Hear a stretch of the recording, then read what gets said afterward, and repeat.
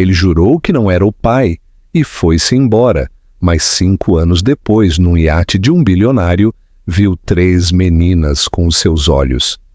André Castro tinha se acostumado à ideia de que o mundo se dobrava à sua vontade, uma crença forjada por anos a subir mais e mais, até que se encontrou no topo da escada corporativa, com uma fortuna que parecia ilimitada. De fora parecia intocável, a imagem do sucesso com os seus fatos feitos à medida, olhos azuis frios e o sorriso confiante que raramente deixava os seus lábios. Os investidores admiravam-no, os rivais invejavam-no, e os jornais aclamavam-no como um gênio da sua geração. Mas atrás dessa imagem perfeita estava um homem que tinha aprendido a armar-se com cinismo, convencido de que as emoções e a vulnerabilidade não eram nada mais do que fraquezas. Tinha passado a sua vida inteira a construir um império que ele acreditava que o protegeria da perda, mas ao fazê-lo, não deixou espaço para o amor. Raquel uma vez perfurou essa armadura. Ela não era nada como as mulheres que o rodeavam por causa do seu nome ou da sua riqueza. O seu cabelo castanho emoldurava um rosto vivo com calor, e os seus olhos castanhos tinham uma honestidade que o deixava desarmado. Ela ria facilmente, discutia ferozmente e recusava-se a ser impressionada por dinheiro. Contra o seu melhor julgamento, André tinha se apaixonado por ela. Com ela, permitiu-se raros vislumbres do que significava ser humano, de partilhar noites cheias de risos em vez de silêncio, de ver para além das paredes frias do seu escritório. No entanto, quando ela lhe disse que estava grávida, todos os medos que tinha enterrado voltaram a rugir. Nesse único momento, ele não viu a oportunidade de construir uma família, mas uma ameaça a tudo o que ele tinha criado.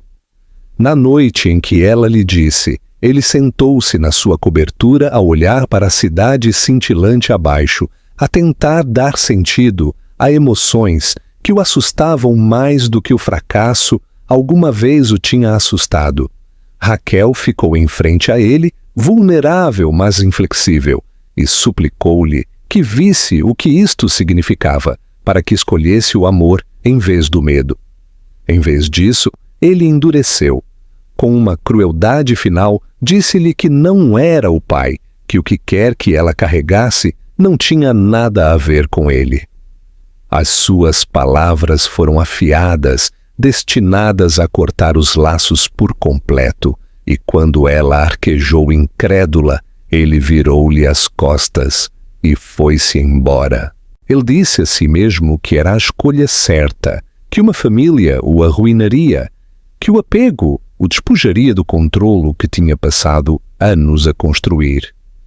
Mas no fundo, debaixo das camadas de orgulho, algo nele partiu-se mesmo enquanto batia com a porta. Raquel saiu daquela noite a carregar não só o peso dos seus filhos por nascer, mas a realização estilhaçante de que o homem que ela tinha amado era muito mais fraco do que ela tinha acreditado. André atirou-se de volta ao trabalho, a enterrar cada pensamento dela debaixo de negócios, aquisições e a busca interminável demais. No entanto, nas horas tranquilas, quando as luzes da cidade diminuíam e o silêncio se impunha, ele encontrava-se assombrado por flashes do seu rosto, a mágoa nos seus olhos e o eco das palavras que ele tinha dito. Ainda assim ele o reprimia, a dizer a si mesmo que o arrependimento era inútil, que o sucesso preencheria o vazio. O que ele não podia saber então era que a sua decisão o tinha posto num caminho que um dia o traria de joelhos. Enquanto ele construía torres de vidro e aço, Raquel estava a aprender a sobreviver sem ele. Ela traria 3 vidas ao mundo, crianças que carregavam pedaços de ambos, crianças que iriam rir e chorar e crescer sem conhecer o seu pai. E embora André se tenha convencido de que tinha saído ileso, a verdade era que o passado não tinha terminado com ele. Voltaria com uma força que ele nunca poderia ter antecipado, e quando o fizesse, o homem que pensava que tinha tudo dar-se-ia conta de que não tinha nada de todo. A vida de Raquel sem ele. A vida de Raquel mudou completamente depois daquela noite em que André lhe virou as costas. Ela tinha saído da sua cobertura de vidro imponente para as ruas escuras e chuvosas com nada mais do que a sua dignidade, os seus filhos por nascer e o peso insuportável da rejeição a pressioná-la.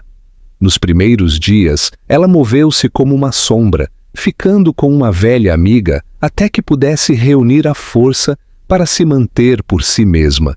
Ela chorou no silêncio da casa de banho para que ninguém ouvisse, as suas mãos pressionadas contra a sua barriga, como se para prometer às vidas a crescer dentro dela que ela nunca as abandonaria.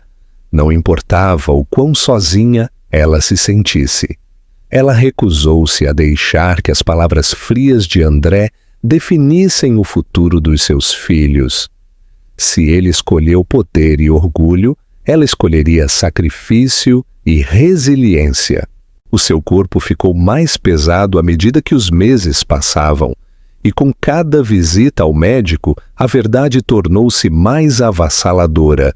Ela não estava a carregar uma criança, mas 3. A notícia atingiu-a como um trovão.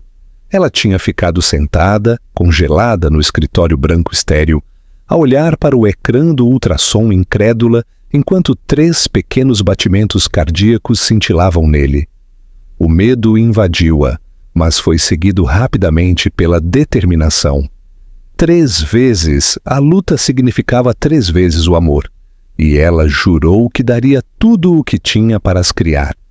Enquanto o nome de André ecoava nas manchetes sobre negócios que batiam recordes e aquisições de luxo, Raquel estava a cortar cupons, a trabalhar longas turnos numa pequena livraria e a costurar roupas velhas em pequenos fatos de bebê à noite pela fraca luz de uma lâmpada. Cada movimento dentro dela recordava-lhe por que ela estava a lutar. Quando o dia do parto chegou, foi caos e dor e exaustão, para além de tudo o que ela tinha imaginado. Ela não tinha família ao seu lado, nenhum parceiro a segurar a sua mão, apenas enfermeiras que corriam como se ela fosse uma estranha. Mas, quando ela finalmente ouviu os primeiros choros e viu as 3 pequenas caras colocadas uma por uma nos seus braços, o vazio deixado pela rejeição de André já não se sentiu tão devastador. Cada rapariga tinha uma cabeça de cabelo castanho suave e olhos que brilhavam de azul no momento em que os abriram. Olhos que espelhavam o mesmo homem que as tinha negado. Raquel chorou, oprimida não só por amor, mas pela dor agridoce de saber que a presença de André estava nelas, quer ela quisesse ou não. Ainda assim, ela beijou cada testa e sussurrou promessas de que ela as protegeria, de que ela nunca as deixaria sentir-se indesejadas. Os primeiros anos foram brutais. Raquel viveu num pequeno apartamento com tinta a descascar e um aquecedor partido, a conciliar biberões e alimentações à meia-noite com as exigências de 2 empregos. Ela muitas vezes adormecia sentada, só para acordar em pânico quando uma das raparigas chorava. Havia dias em que ela não sabia como iria pagar o aluguer, semanas em que ela saltava refeições para que as suas filhas pudessem comer, e noites em que o seu corpo tremia com uma exaustão tão profunda que ela pensava que a iria partir. No entanto, cada vez que ela olhava para elas, 3 pares de olhos azuis a olhá-la de volta, ela encontrava a força para continuar. Os seus risos, as suas pequenas mãos a agarrarem os seus dedos, a forma como elas se aninhavam contra o seu peito, como se ela fosse o seu mundo inteiro, davam-lhe um sentido de propósito que ela nunca tinha conhecido. As amigas de Raquel disseram-lhe que ela era forte, mas por dentro ela carregava cicatrizes. Ela nunca falou o nome de André, mas também nunca o pôde apagar por completo. Ele persistia nas caras das suas filhas, nos seus sorrisos curiosos e nas suas teimosias, na maneira estranha como elas às vezes a olhavam como se a exigirem respostas que ela não podia dar. Ela disse a si mesma que um dia lhes diria a verdade, mas por agora ela encheu o seu mundo de amor para que elas nunca sentissem a ausência de um pai. Ela tornou-se tanto mãe como pai, enfermeira e professora, consoladora e protetora. As suas filhas cresceram não em luxo, mas num lar cheio de calor, resiliência e o triunfo tranquilo da sobrevivência. Ainda assim, tarde da noite, quando as raparigas finalmente estavam a dormir e o apartamento estava silencioso, exceto pelo zumbido do velho frigorífico, Raquel às vezes permitia-se imaginar o que poderia ter sido se André tivesse escolhido de forma diferente. Ela imaginou-o a segurar uma das bebés, a sorrir daquela maneira rara e desprotegida que ela uma vez viu, e depois forçou o pensamento a ir embora. Ela não podia desperdiçar a sua vida num homem que já tinha feito a sua escolha. Ele tinha lhe virado as costas e declarado que não era um pai, e ela não lhe daria a satisfação de saber o quão errado ele tinha estado. O que ela não sabia era que o destino tinha uma maneira de voltar atrás, e o homem que acreditava que tinha ido embora para sempre um dia seria forçado a enfrentar a verdade escrita em 3 pares de olhos azuis. Anos de vazio.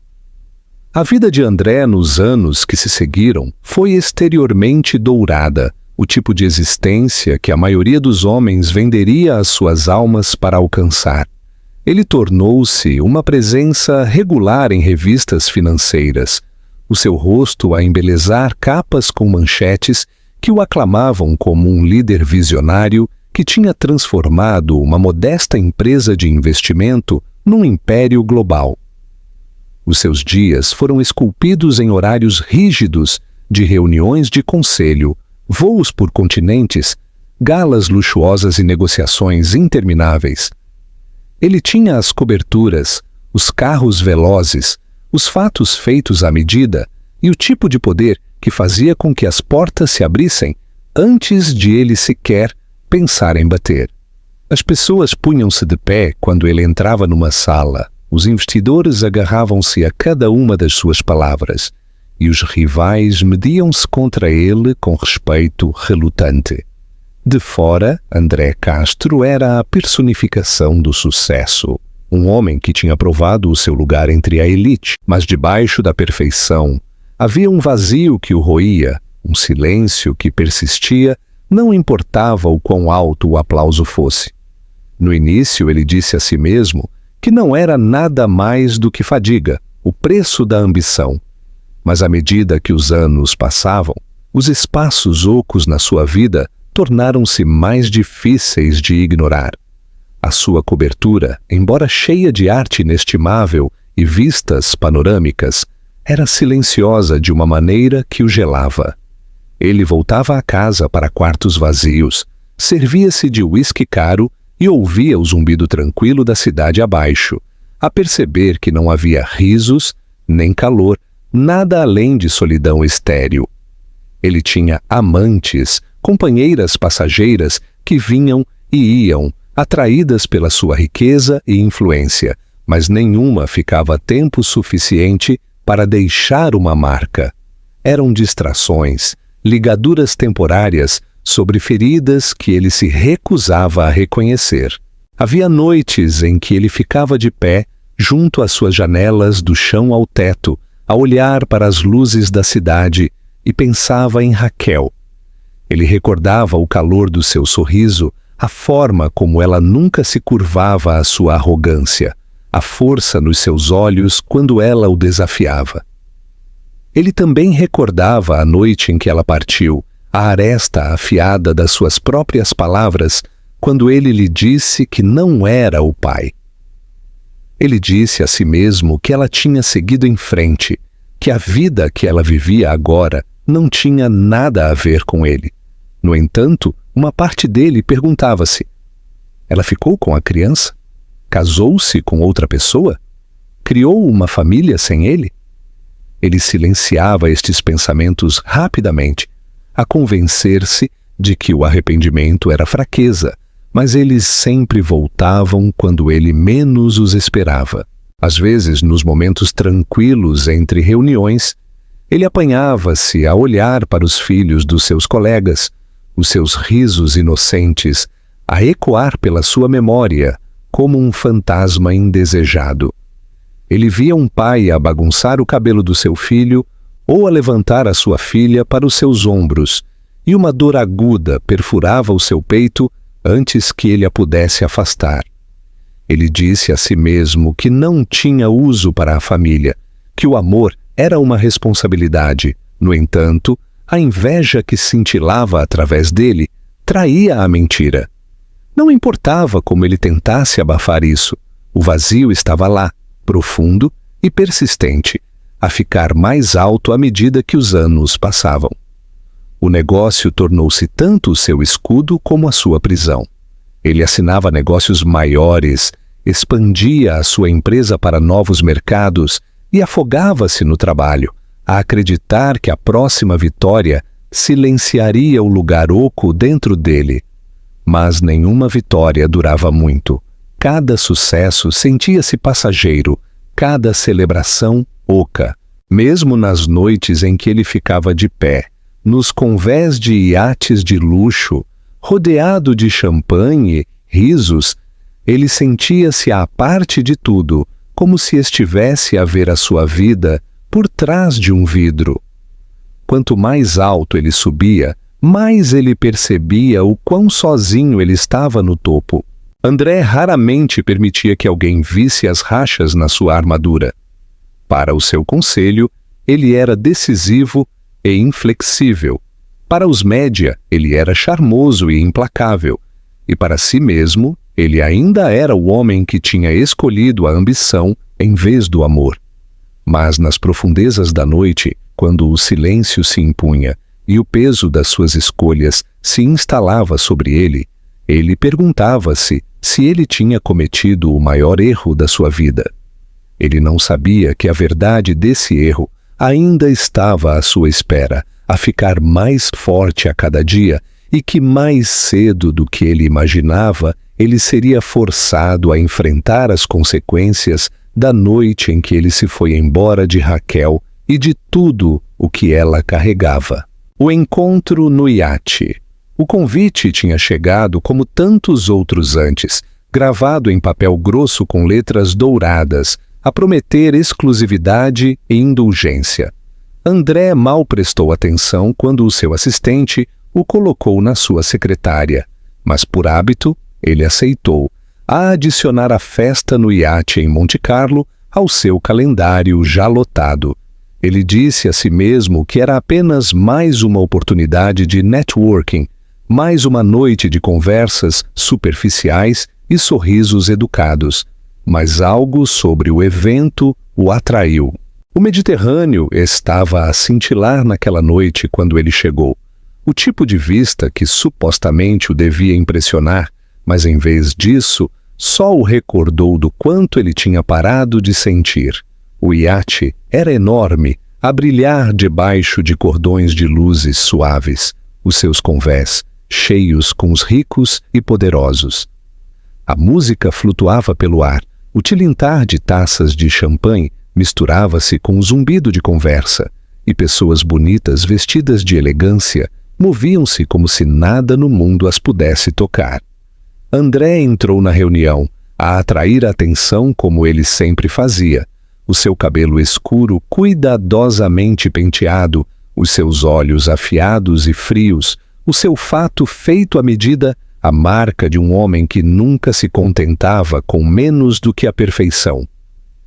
As pessoas cumprimentavam-no, bajulavam-no e tentavam atraí-lo para discussões, mas ele moveu-se pela multidão desapegado, a assentir quando necessário, a oferecer sorrisos pouco entusiastas à sua mente já inquieta. Ele tinha andado para o convés superior, à procura de um momento de silêncio, quando os seus olhos apanharam uma figura no corrimão. Por um segundo, ele pensou que a sua mente lhe estava a pregar partidas, a desenterrar velhos fantasmas, mas depois ela virou-se ligeiramente e a respiração deixou o seu peito. Era a Raquel. Ela ficou na luz quente do pôr do sol, o seu cabelo castanho a apanhar a luz, a sua postura estável, mas suavizada por algo que ele não conseguia identificar. E depois ele viu-as, 3 meninas a correr à volta dela, os seus risos a serem levados pela música, as suas pequenas mãos a puxarem pelo seu vestido, enquanto elas apontavam para o mar e para as gaivotas acima. André congelou onde ele estava, o seu corpo rígido, como se o mundo se tivesse movido debaixo dos seus pés. As raparigas eram inconfundíveis, cada uma tinha cabelo castanho suave, mas os seus olhos, eram de um azul penetrante que espelhava o seu próprio, a mesma sombra que ele via no espelho todas as manhãs. A realização atingiu-o como um golpe no peito. Estas não eram estranhas, não eram uma possibilidade distante. Elas eram as suas filhas, as filhas que ele tinha negado, as filhas que ele tinha abandonado sem nunca o saber. Por um longo momento ele não se conseguiu mexer. As suas mãos tremiam enquanto ele agarrava o corrimão polido, o seu coração a bater tão alto que abafou a música. Ele tentou raciocinar consigo mesmo, a acreditar que era coincidência, mas a evidência era inegável. A curva dos seus sorrisos, a forma como uma das raparigas inclinava a sua cabeça num gesto que ele tinha visto em fotografias de si mesmo quando era um rapaz, a sombra idêntica dos seus olhos, tudo gritava a verdade que ele tinha enterrado durante anos. Ele era o pai delas. Raquel levantou o olhar então, os seus olhos a encontrarem os dele através do convés. Por um instante, o mundo ficou silencioso. O olhar que ela lhe deu foi afiado, cheio de reconhecimento, mas também com dor e fúria que tinha estado a crescer durante 5 longos anos. Ela não se encolheu, não desviou o olhar, embora a sua mão instintivamente se tenha estendido para juntar as suas filhas mais perto, como se ela as pudesse proteger do homem que uma vez tinha rejeitado a sua existência. André sentiu a sua garganta fechar, as palavras a acumularem-se, que se recusavam a escapar. Ele queria ir ter com ela, a dizer algo, qualquer coisa, mas os seus pés permaneceram enraizados no lugar. Uma das raparigas, curiosa e inconsciente da atenção, virou-se para ele. Ela inclinou a sua cabeça, a estudá-lo com aqueles olhos azuis que pareciam demasiado sabichões para uma criança tão jovem. Ela sorriu, um gesto simples, inocente, e André sentiu o chão a cair debaixo dele. Aquele sorriso, tão livre e sem fardos, estilhaçou as últimas defesas que ele tinha. Os seus olhos arderam, enquanto lágrimas que ele não podia controlar embaciavam a sua visão. Pela primeira vez na sua vida adulta, rodeado pela riqueza e pelo luxo que ele sempre tinha adorado, ele sentiu-se completamente arruinado, não por fracasso nos negócios, mas pela realização do que ele tinha perdido. Ele tinha dito a si mesmo durante anos que ele não precisava de amor, que ele não precisava de família, que cortar Raquel tinha sido a escolha prática. No entanto, aqui, num iate rodeado de estranhos, ele entendeu a profundidade do seu erro. Ele não tinha simplesmente se ido embora de Raquel. Ele tinha se ido embora dos seus próprios filhos, de 3 meninas que deviam ter conhecido o abraço do seu pai desde o momento em que nasceram. E agora, a vê-las a rir na luz dourada da noite, ele percebeu a verdade que ele tinha negado por demasiado tempo. Ele não era o homem que ele pensava que era, e tudo o que ele tinha construído não significava nada comparado com a vista do que ele tinha abandonado. André ficou lá mais tempo do que devia, apanhado entre o impulso de dar um passo em frente e o medo de que, se o fizesse, Raquel lhe viraria as costas da mesma forma que ele uma vez fez a ela. O riso das raparigas passava pelo ar salgado, puro e desprotegido, enquanto o murmúrio dos convidados ricos à sua volta se misturava num ruído sem sentido. Ele viu-as a girar perto do corrimão, a perseguirem-se com fitas que Raquel deve ter amarrado no seu cabelo, os seus vestidos a esvoaçarem na brisa da noite. Ele pensou em como ele tinha uma vez acreditado que as crianças o iriam prender, como ele se tinha convencido de que a paternidade seria o fim da sua liberdade. No entanto, nada o tinha feito sentir-se tão preso como ele se sentia agora, a ficar congelado, incapaz de as reclamar, incapaz de desfazer o passado. Por fim, o seu corpo moveu-se quase contra a sua vontade, a levá-lo lentamente para elas.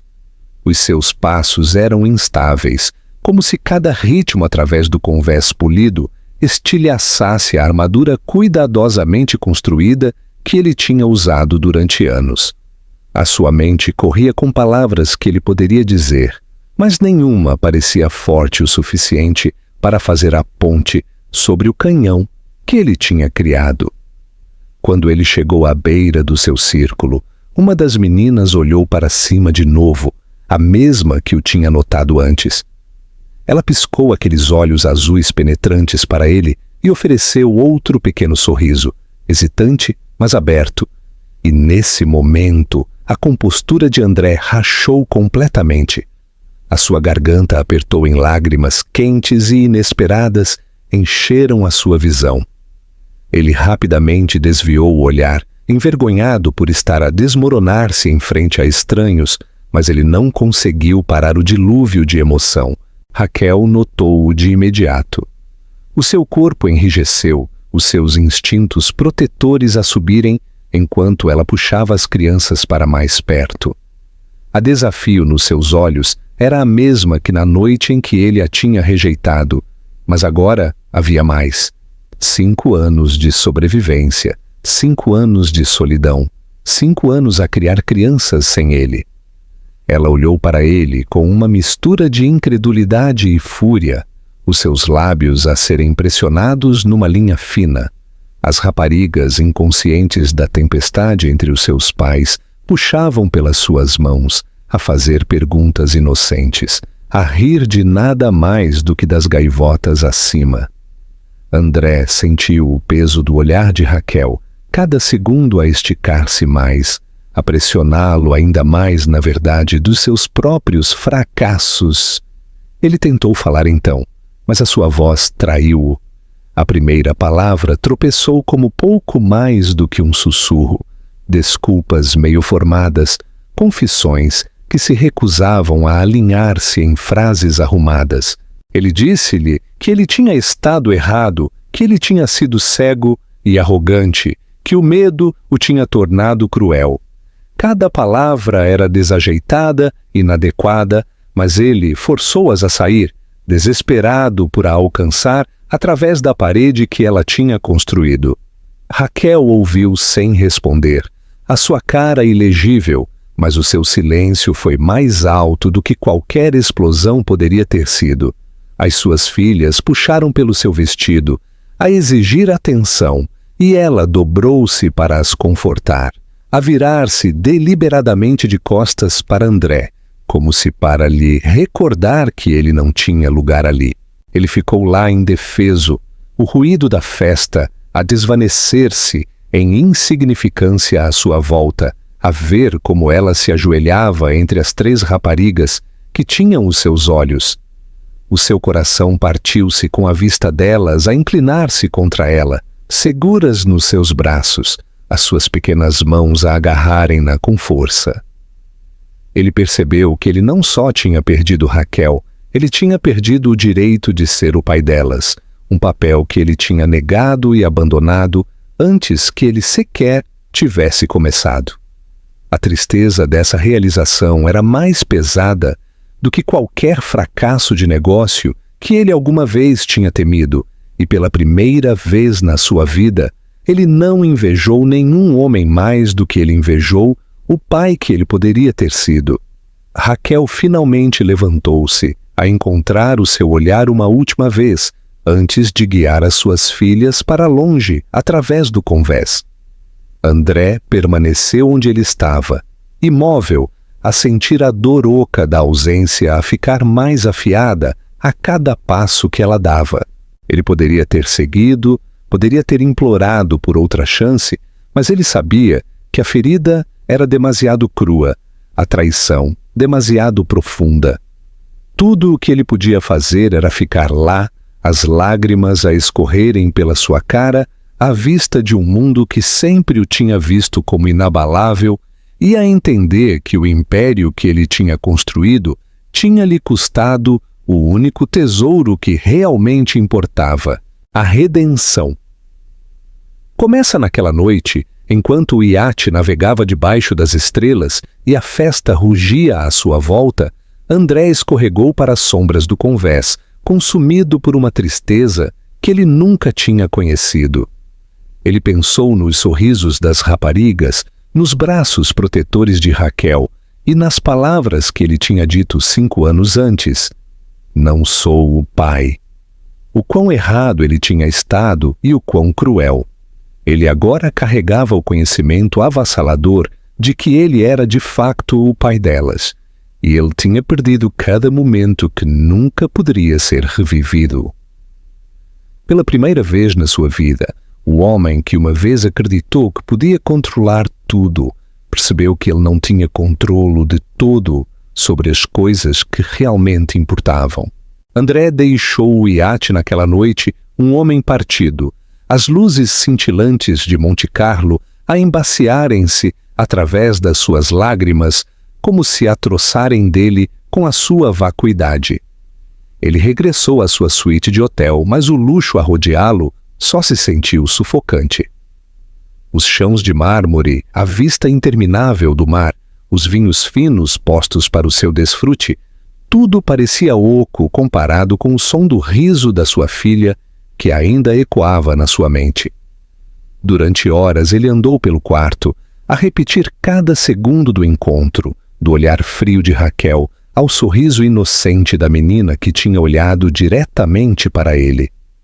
Ele soube então que ele já não podia enterrar a verdade debaixo do trabalho ou da riqueza.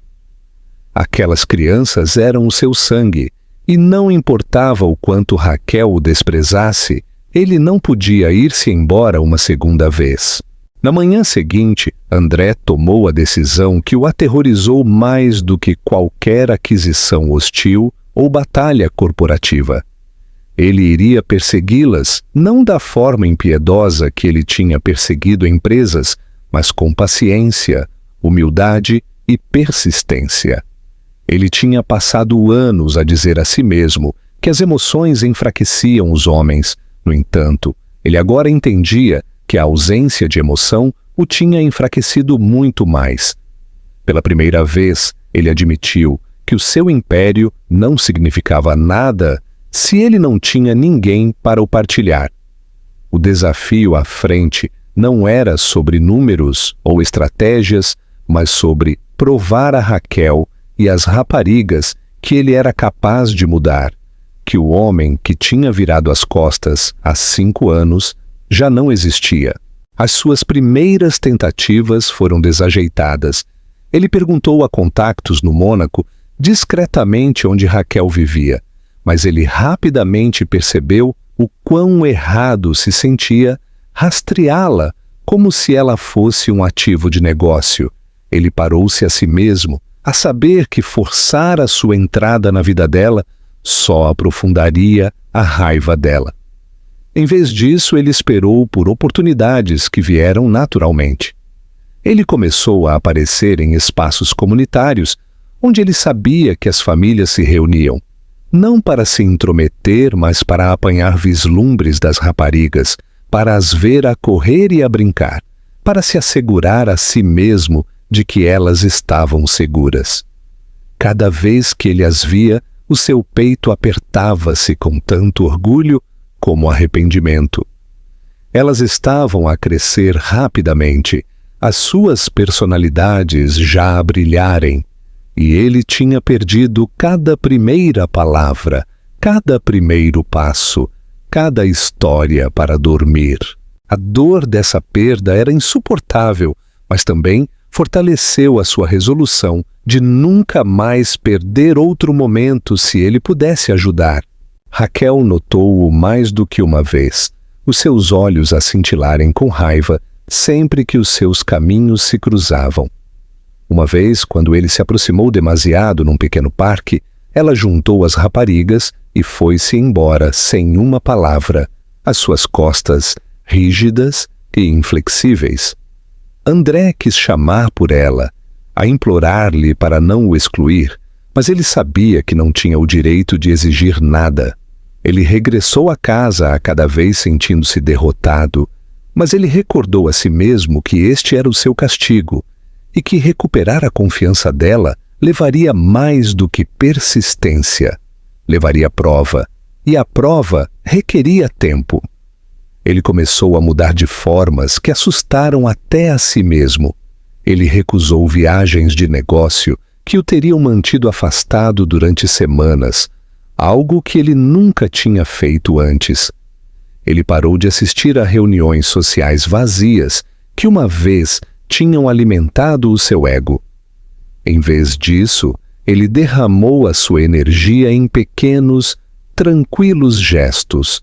Ele doou anonimamente para o centro comunitário local, onde Raquel muitas vezes levava as raparigas, a assegurar que ele tinha os recursos para fornecer programas e atividades de que elas pudessem desfrutar.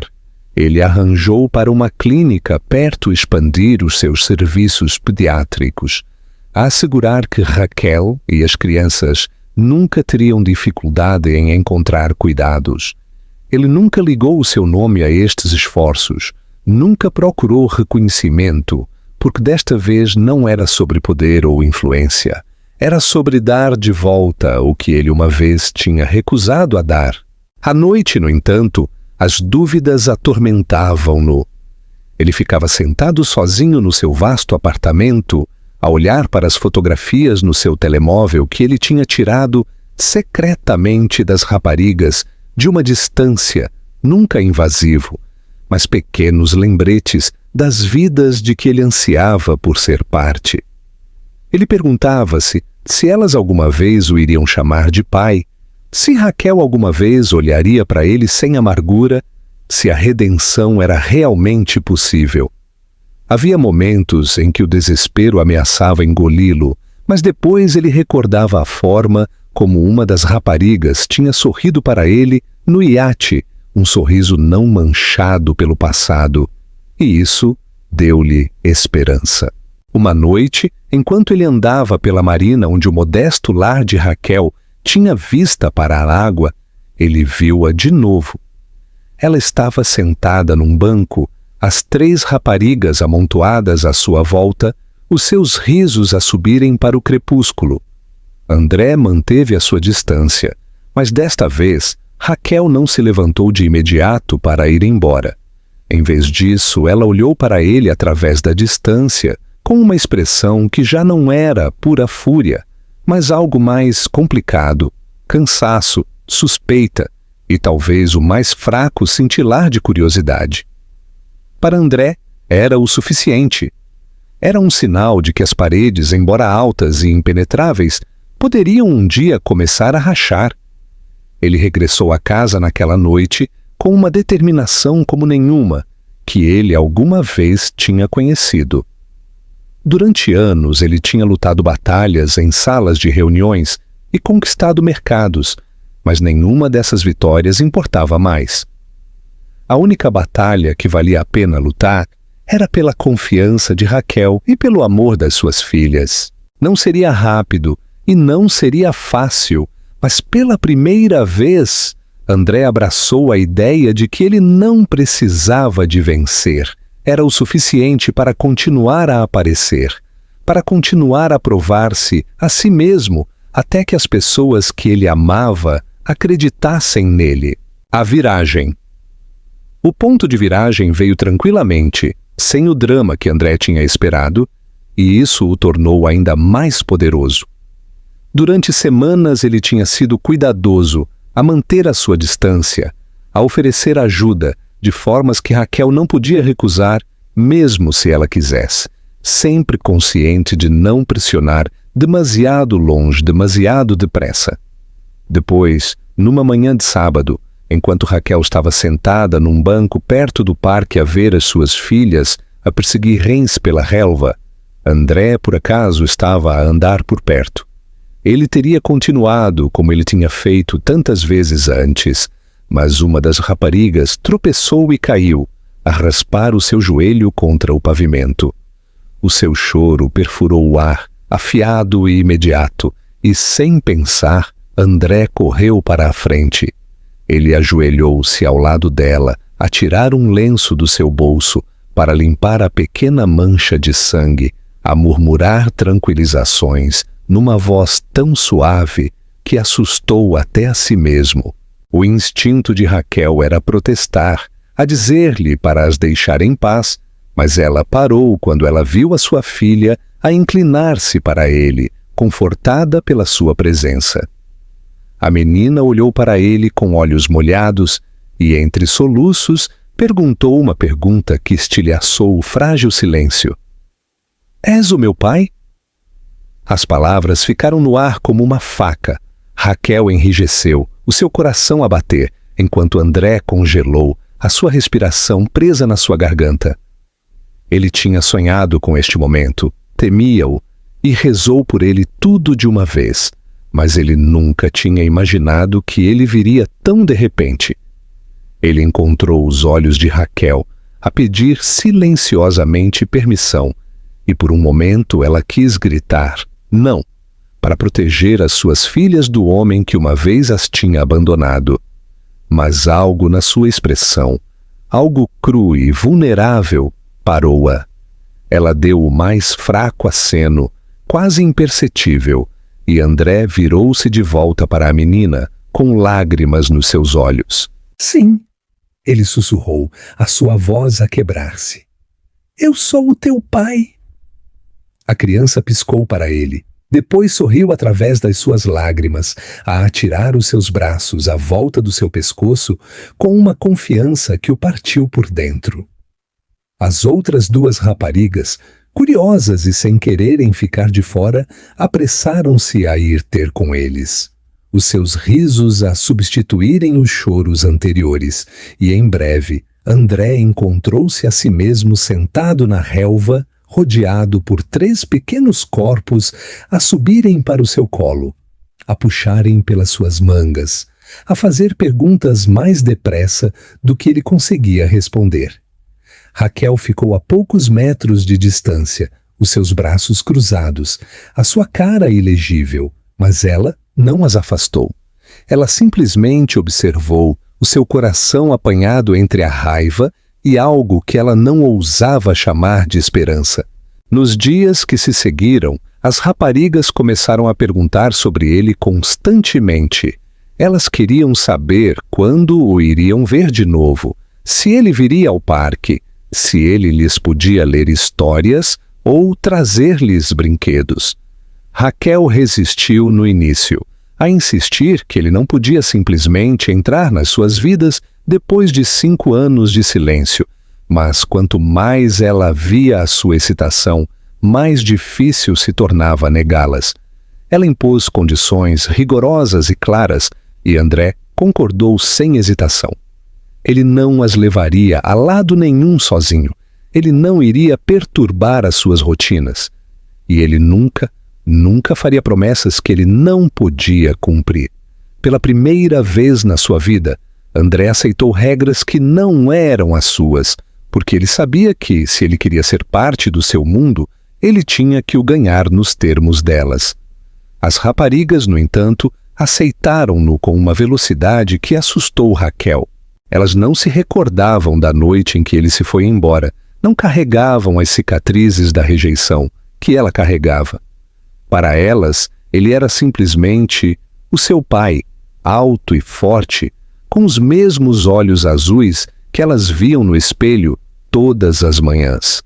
Elas deleitaram-se com a sua atenção, a subirem para os seus ombros, a fazê-lo persegui-las até que ele estivesse sem fôlego, a rirem quando ele fingia ser derrotado. Para André, cada momento com elas era tanto um presente como um castigo, um lembrete do que ele tinha perdido e do que ele ainda podia salvar. Ele acarinhou a forma como as suas mãos se encaixavam nas dele, o som das suas vozes a chamá-lo de pai, a forma como elas se aninhavam contra ele quando elas ficavam cansadas, como se elas estivessem à espera disto as suas vidas inteiras. A resistência de Raquel começou a falhar, não porque ela o perdoou, mas porque ela não podia ignorar a alegria nas caras das suas filhas. Ela viu André a carregá-las nas suas costas, ouviu-o a rir de uma forma que ela nunca tinha ouvido antes, mais suave e mais livre do que o charme polido que ele uma vez usou como uma máscara. Ela notou a forma como ele ouvia suas histórias intermináveis, como se nada no mundo importasse mais, a forma como ele se ajoelhava ao nível delas para encontrar os seus olhos, a forma como ele nunca uma vez pegou no seu telemóvel quando ele estava com elas. Lentamente, ela percebeu que o homem que ela tinha conhecido, o CEO frio e arrogante, que tinha escolhido a ambição em vez do amor, se tinha ido embora. No seu lugar estava alguém que parecia entender o peso dos seus erros e o valor do que ele tinha perdido. Uma noite, enquanto o sol se punha sobre a água, Raquel encontrou-se a si mesma sentada ao lado de André, enquanto as raparigas corriam à frente, os seus risos a ecoarem pelo parque. Ela não tinha planeado falar, mas as palavras escaparam antes que ela as pudesse parar. Elas amam-te. A sua voz era tranquila, quase amarga, mas não havia como negar a verdade disso. André virou-se para ela, os seus olhos cheios de tanto gratidão como arrependimento. Eu amo-as mais do que eu alguma vez pensei que podia amar alguém, ele disse, e a sinceridade no seu tom fez o peito dela apertar. Ela desviou o olhar, não querendo deixá-lo ver as lágrimas a ameaçarem os seus olhos, mas no fundo, ela sabia que algo tinha mudado. Raquel ainda carregava as feridas da traição dele, e o perdão não era algo que ela podia dar facilmente. No entanto, enquanto ela via as suas filhas a rir na luz dourada, os seus olhos azuis a brilharem com alegria, ela sentiu o mais fraco agitar de uma possibilidade que ela há muito tempo tinha enterrado. Talvez a redenção não fosse uma fantasia, talvez a mudança fosse real, e embora ela não estivesse pronta para o deixar voltar para o seu coração, ela já não podia negar que ele já era uma parte das suas vidas e que, quer ela gostasse ou não, ele pertencia lá. Conclusão. O legado de Raquel. Os meses que se seguiram não foram fáceis, mas foram diferentes, marcados por uma lenta transformação que nenhum deles poderia ter previsto. André tornou-se uma presença regular nas vidas das suas filhas, não como um intruso a forçar a sua entrada, mas como uma figura estável que chegava quando prometia, que aparecia não com presentes luxuosos, mas com paciência e sinceridade.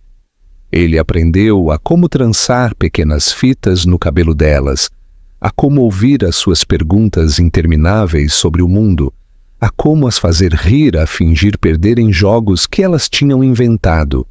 Com cada dia que passava, ele começou a costurar-se a si mesmo no tecido das vidas delas, cuidadoso para não puxar demasiado forte, cuidadoso para não desfazer a confiança que se estava a formar fio a fio. Raquel permaneceu cautelosa, o seu coração uma fortaleza construída de anos de traição e solidão. Ela observou-o com suspeita, à espera que ele falhasse, à espera do momento em que o seu velho eu reapareceria e a recordaria porque ela o tinha odiado. No entanto, o que ela viu em vez disso assustou-a. André já não vivia como o homem que ela uma vez conheceu. Ele cancelou reuniões para passar as tardes no parque. Ele desculpou-se de galas e jantares para se sentar na mesa da cozinha, a colorir com as raparigas.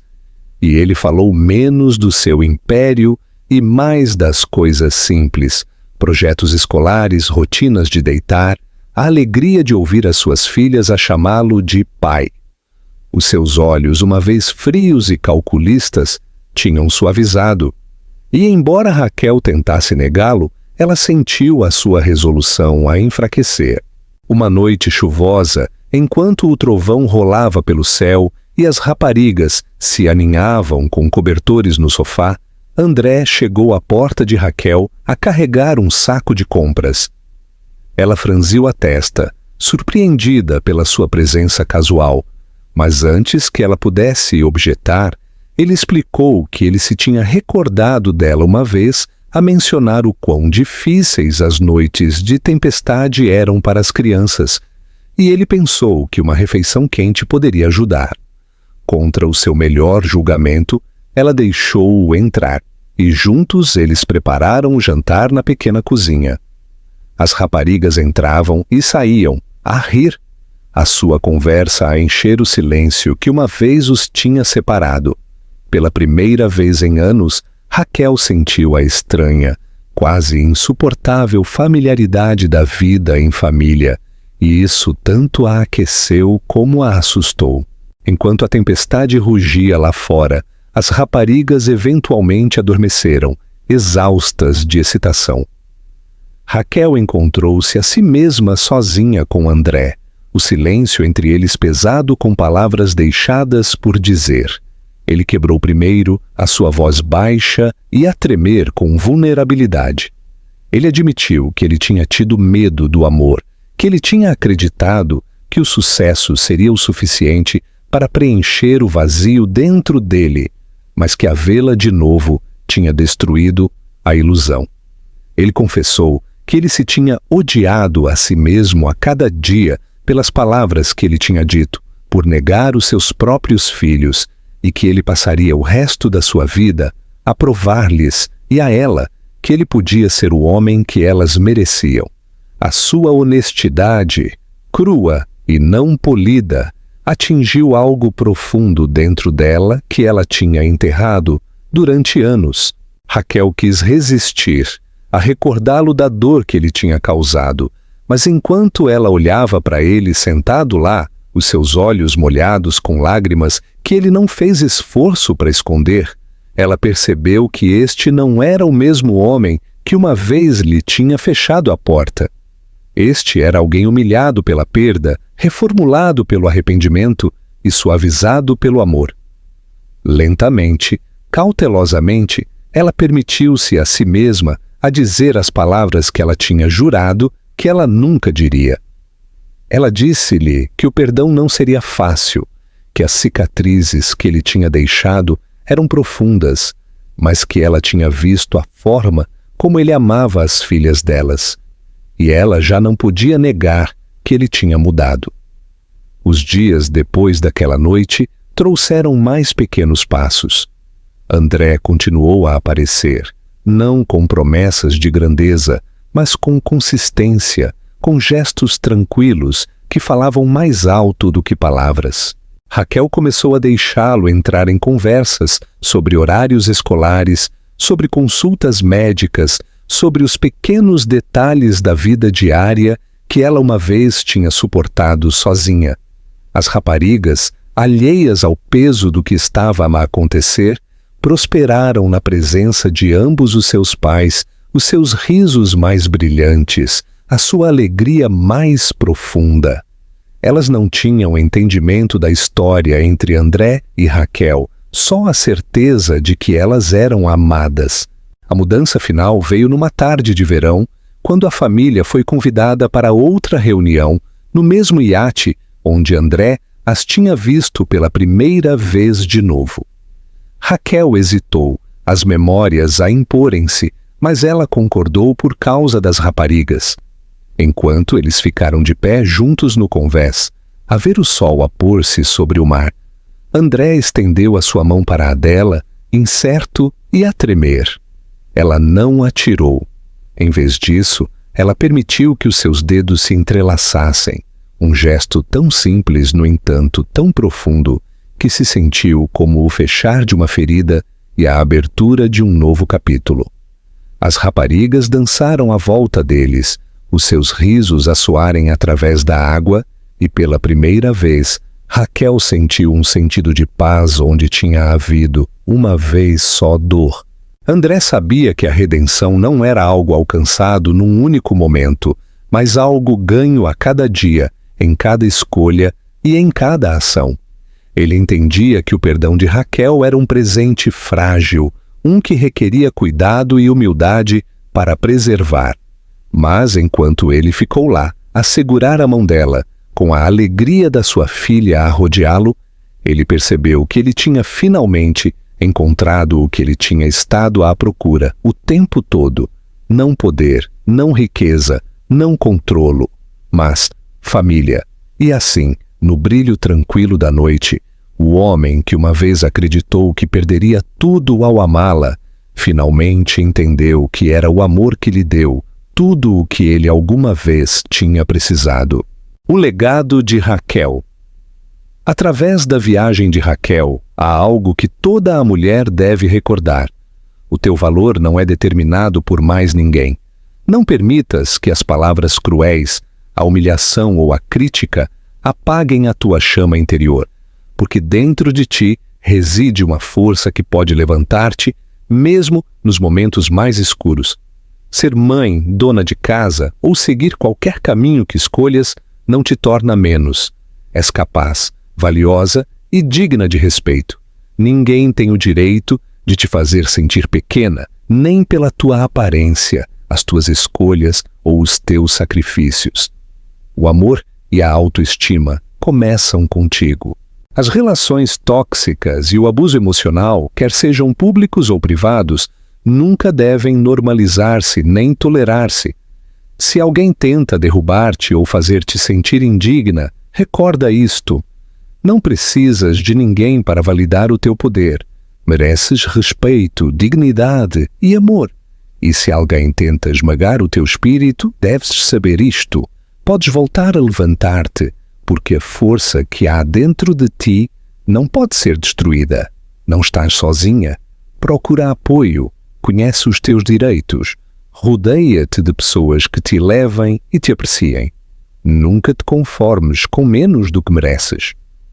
Como Raquel, tens o poder de recuperar a tua vida, reconstruir a tua confiança e redescobrir a mulher extraordinária que sempre foste. És poderosa, és valiosa, és suficiente. É assim que termina a história. Ou talvez começa de novo, não achas? E se continuas aqui, se continuas a ver ou a ler até a este mesmo momento, então talvez, só talvez, algo na viagem de Raquel tenha tocado o teu coração de uma maneira silenciosa, mas poderosa. Se é assim, dedica um momento comigo agora. Vejamos isto não só como uma história, mas como algo que podemos levar para as nossas próprias vidas. A transformação de Raquel não se tratou só de vestidos vermelhos ou entradas dramáticas. Tratou-se de redescobrir a sua autoestima. Tratou-se de atravessar o fogo e dar-se conta de que podia sobreviver sem esperar permissão. Epicteto disse uma vez: Nenhum homem é livre se não é dono de si mesmo. Raquel recuperou a sua liberdade não a lutar contra André com raiva, mas a assumir o seu poder com graça. Quantas vezes nos calamos só para manter a paz? Quantas vezes nos convencemos de que estamos demasiado partidos, demasiado tarde, demasiado cansados para começar de novo? A história de Raquel recorda-nos que a cura começa no momento em que dizemos, não mais. Recorda, a cura não é ruidosa, nem sempre é dramática. Às vezes é uma decisão tranquila na mesa da tua cozinha, um sussurro que diz, sou suficiente. Marco Aurélio escreveu, tens poder sobre a tua mente, não sobre os acontecimentos externos. Dá-te conta disto e encontrarás força. Se esta história te comoveu, por favor, deixa um like neste vídeo, partilha-o com alguém que possa precisar e subscreve o nosso canal. Há mais histórias como esta à tua espera. Mais lembretes de que, mesmo quando a vida tenta apagar a tua luz, tu continuas a ser a chama. Obrigada, a sério, por estares aqui. És importante e a tua história ainda não terminou. Vemo-nos na próxima.